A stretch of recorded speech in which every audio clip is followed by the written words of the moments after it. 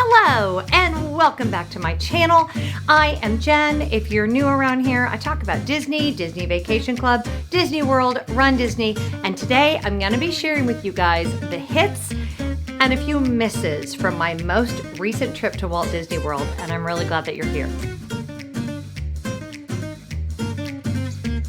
So before I go any further, if you are not subscribed to the channel, it would mean the world to me if you would hit that subscribe button.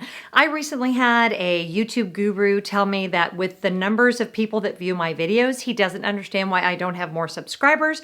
And I have a feeling it's because of my demographic, because a lot of you are the same age as I am. Maybe you don't have an active YouTube account and just subscribing to channels is not really your thing. So I totally get that. However, if you are a person who that is your thing and you watch the videos, and if you're brand new and if you like this video, subscribing would mean the world to me. Why is it important? Because YouTube won't recommend my videos to others unless it knows that other people like my videos. So subscribing, liking, and comment all go towards making sure that the channel continues to grow and I can continue to bring you great content. So thank you. So I just got back from a 5-night stay at Walt Disney World. We were there to run the Princess Half Marathon and the Princess 10K, which is the Fairy Tale Challenge, and also to do a lot of wining and dining and park touring. And we spent 3 nights at Disney's Old Key West Resort in a 2-bedroom villa.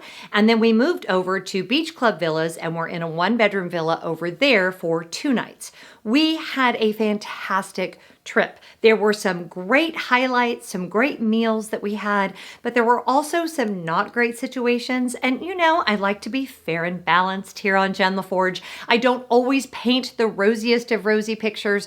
Please don't think I'm being, negative or dogging on Disney or anything like that. It was a magical trip, but I do like to be honest about the things that were less than magical. So let's start on a positive note and let's talk about the dining that we did. Oh my word. Once again, I have to keep saying this. Kudos to whoever is in charge of dining at Disney, because as someone who is there frequently, I have seen a huge improvement just in the last probably 6 to 8 months in the level of service, quality of food. We had the most amazing meal at Ale and Compass. This is located at the Yacht Club. This is one of those places that I'm actually really nervous to tell you guys is great because it's always really easy to get a reservation here. And if I keep telling you how great it is, I'm not going to be able to get in. But it is 1 table service credit on the dining plan. But let me tell you, it does not feel like 1 table service credit.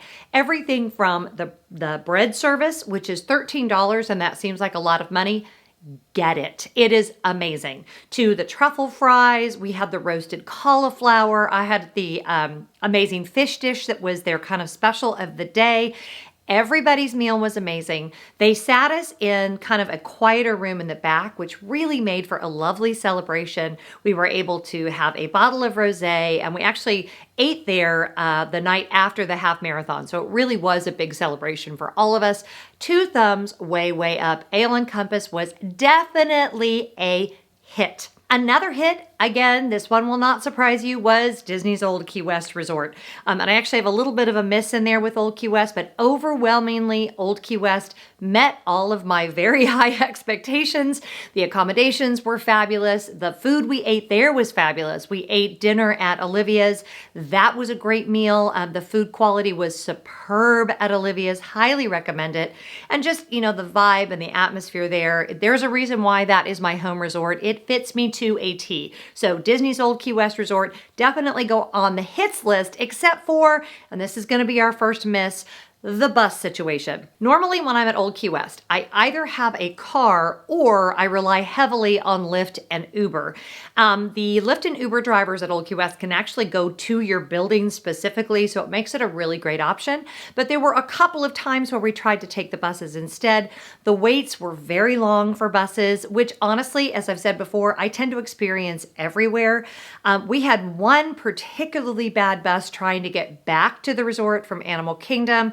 The bus situation was just bad. And I honestly felt like, I'm not going to go into all of the particulars of what happened, but we wasted a lot of time, just the couple of times that we tried to take Disney transportation. I do realize we were there during an extremely busy time period, and I'm going to talk about that in just a minute. But nonetheless, I just did not feel that the buses were at all efficient. Uber and Lyft are very well-priced options within Walt Disney World, and especially if you're with people and you can split that cost, or like we did, kind of trade off who is ordering it, that can be a fantastic option for you. But Disney buses are just not my friend. And I just don't think that they are frequently your friend either. So if you're on a shorter trip or if time is important to you, I would definitely consider using Disney transportation, at least the buses, as little as humanly possible. Okay, so that was a big miss. Another great win would be Beaches and Cream. Now, they just refurbished Beaches and Cream, and quite frankly, I do miss the old inside. I miss the booths. I miss just kind of the more quaint feel it had. However, I do love that they're able to get so many more people in there now. We were able to snag a last-minute reservation.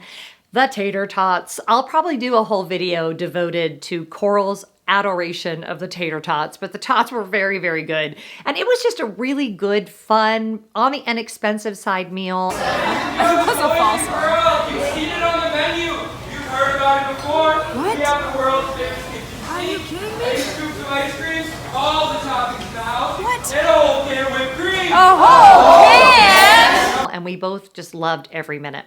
Another huge hit, we went to the Abracadabar for the first time. Now, this place is small, it's very intimate, but it's very cool inside. And it kind of reminded me of the Twilight Zone Tower of Terror lobby.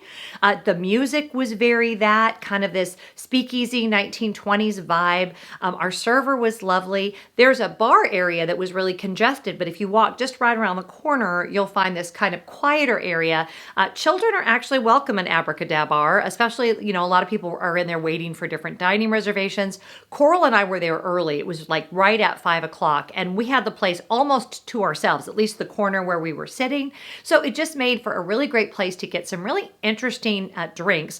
Coral got the margarita that I think was called the Magic Rita, and I can't remember what I got, but it was a rum punch. But the drinks were really, really good, and yeah, it was just a really fun experience.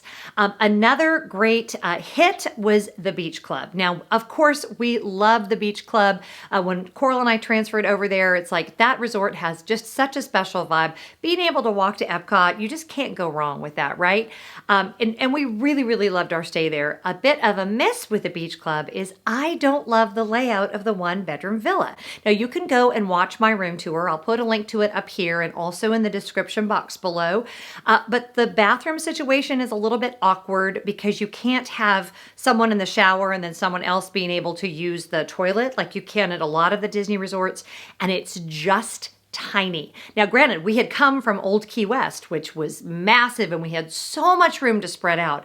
And so that probably had a lot to do with it. But Beach Club, if the bed is made out, there's really no place to sit comfortably. The little banquette is not comfortable to sit at. You know, at Old Key West, we had a big table, and it just really reminded me why Old Key West is my home. And it was interesting because Coral had never stayed in a 1-bedroom villa at Beach Club. And having come from Old Key West, she was like, okay, I love the location here. Obviously, who doesn't love Stormalong Bay? There's so much to love about Beach Club. But she said the unit itself is so much better at Old Key West. And I 100% agree.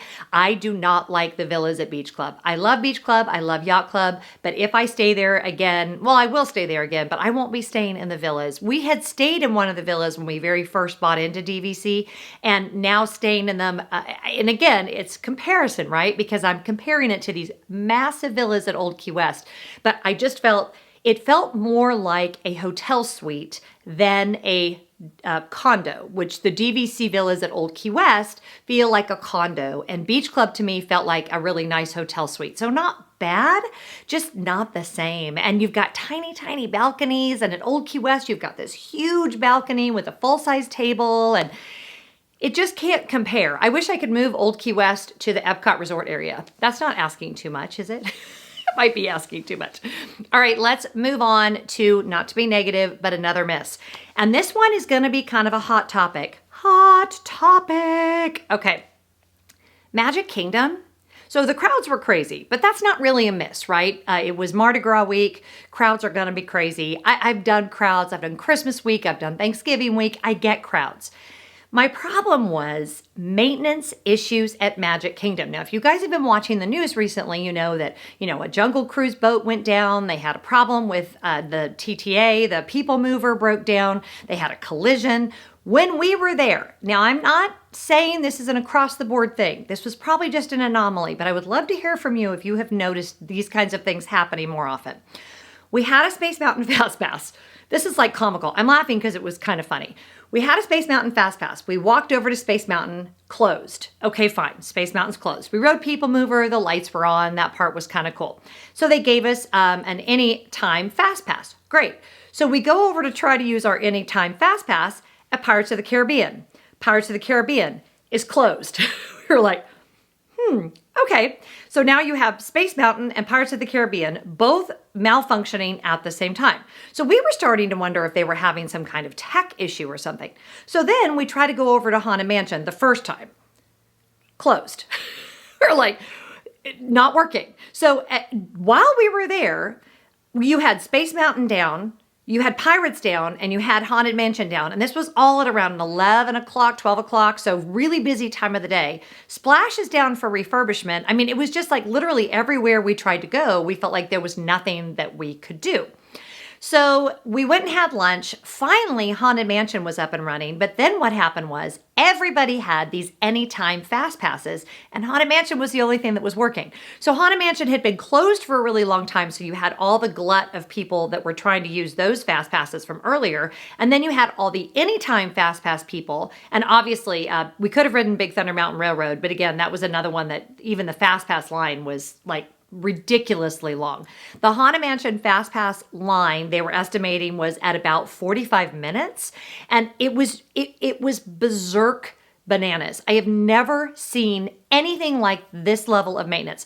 When I went to Disneyland Paris last year, I noticed that they had a lot of rides breaking down, and I assumed it was a Disneyland Paris issue. But quite frankly, I'm starting to wonder if it's a maintenance issue across all of the Disney resorts. Again, I'm not someone who studies these things. If you are and you have intel on that, I would love to hear about it in the comments below because it was very strange. Now, we were there for a completely different reason, right? We were running the races. We were doing a lot of whining and dining. So for us, we just sloughed it off and went about our business. We did some shopping. Check on the Magic Kingdom. She may not be okay. So let's talk about another hit, and that would be Coral's first races. Coral is my good friend. If you have not caught up on the trip vlogs yet, I did a packing video and I've just done my very first video in that series. Go here and check it out. She had such a great time, and coaching someone and pacing someone was such a fulfilling experience for me. And just watching someone experience Run Disney for the first time was a win, win, win. So much about this weekend was fabulous. The best win, of course, was all of my great friends, Allison and Susie and Brooke and Coral. You're going to see all these people in the video. My friends John and Rogelio hanging out at Jelly Rolls with them. There were so many magical moments that it's really difficult for me to even put them into words. So what you're going to have to do is watch the trip vlogs. See how I gotcha? It's a little hook. All right, let's be done with this for today. There's a lot more I could have talked about that will probably come out in upcoming videos. But for now, that's a lot of great hits and just a couple of misses. So Disney, all is forgiven. We are moving forward. May make some different choices with transportation and location of what park I'm going to next time, but overall, a fantastic trip. Again, if you're not already subscribed, please make sure you go ahead and do that. And don't forget to hit those bell notifications so that you don't miss a thing. And if you'd like to support the channel, I have down in the description box a whole bunch of options on how you can do that. Have a great day, be good to each other, and I'll talk to you next time. Bye-bye. We're talking about tater tots. Hey, Coral, what are you excited about for dinner tonight? Tater tots? I'm sorry. I love tater tots. Honest to goodness, I love them so much. I love them when they're like crispy on the outside, but then they have the chew on the inside. I can't even tell you how much I love tater tots. So we got a reservation where tonight? Beaches and Cream. Beaches and Cream. Right at the beach And their club. tot game appears to be strong. Well, Jennifer told me that you can, she's like, okay, well, there's these sandwiches and burgers and, salad choices.